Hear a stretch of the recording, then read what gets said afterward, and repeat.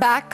The markets are still holding on to most of their gains. But like we've been telling you, it's a bunch of numbers that we will talk about. Godrej Properties came out with its numbers largely in line with expectations. And the big man from the group is with us, Adi Godrej, Chairman, Godrej Properties. Morning, Mr. Godrej. Thank you very much for joining us today. Well, no complaints at all from your investors with respect to the top line. But there was a bit of a surprise and maybe even you can call it shock on the margin front. It came in a little lower than many people expected. Is it that the properties you sold were not the most value-added of properties? No, Lata, even our net profit was up by about 85% over the same period of the previous year. Our margins also improved, but if you take away the private equity deal done in this quarter, then the margins reduce slightly. The main reason being that commercial properties provide a much lower margin these days than residential properties. So there was a bit of higher part of the commercial properties. And as you know, because of the market situation, margins have been affected to a certain extent. But our overall net profit was up 85% over the same period of the previous year. So we are very clear, as we go on, it's not necessarily that the percentage margin that will be important. It will be very important for us to see that our absolute profits grow tremendously. And we are very confident that over a period of time, with the strong growth in the realty sector we see over the next 3 to 5 years, this will take place. Okay. Well, just a word more on your debt before Ekta comes in with her questions. What is the gearing or what is the debt level now, since willy-nilly it would have risen? And you all had indicated that you all want to improve the debt-equity ratio. So what is the plan on equity raising? Lata, our debt-equity ratio currently is about 2:1. And we have several plans to bring it down very considerably. First of all, as you know, all companies where the promoter holding is beyond 75% are obliged to bring it down. And a new IPP process has been brought in, which makes doing this much simpler. It is very good for Godrej Properties. And in the next few months, we expect to raise equity. That itself will bring the debt-equity ratio down very much.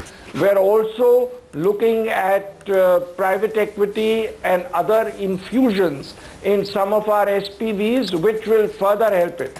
So in the not too distant future, we expect to bring our debt-equity ratio back to what we consider a comfortable level for around 1 or 1.2:1. Mr. Godrej, hi. Thanks very much for joining in today. Just wanted to extend that point further with regards to private equity in SPVs going forward for Godrej Properties. When could we expect something to fructify on that front, and how much would the possible quantum be? Well, we announced one where we received 45 crores of private equity in one of our Gurgaon projects in the December quarter. And we expect to announce further ones. The big one we are currently negotiating is the one into our joint venture with Jet in the Bandra Kurla complex in Mumbai. Okay, so that deal is, I think, worth around 500 crores. How much would you be looking to offload within the BKC deal with Jet that you have? No. That whole project is around 3,500 crore, and we are looking at different aspects of it with different players, but we hope to announce something in the not too distant future. Okay. Well, can you give us an idea of how sales are progressing in the second half, especially what visibility you have in the fourth quarter? As well, what visibility you have on margins? Should we expect that you will be able to improve it from the 17% or 17.5% that you have notched up in the current quarter? Also, the run rate on sales. Lata, our sales growth is very significant, where our sales growth in the December quarter over the same quarter of the previous year was 150%. Now, despite the fact that the sector itself and the economy are not doing too well, because we have launched several new projects our growth has been very good, and we can expect to continue very strong growth into the future because we are adding very considerably to our portfolio. No, certainly. As the economy improves, as the sector improves, we feel this growth will be even further. As far as margins are concerned, we expect that as the real estate development sector improves, which we expect it will start over the next few months as interest rates start coming down, as mortgage rates start coming down, we expect margins also to improve considerably.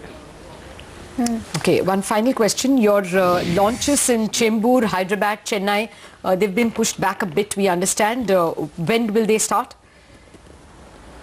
No, I think I don't have the exact details of when each of the launches starts. I think we are planning to launch at least 4 projects in the March quarter, including one at Chembur.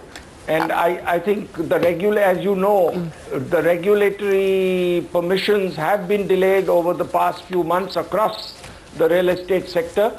But we want to launch the project. All our project launch delays are because of regulatory reasons.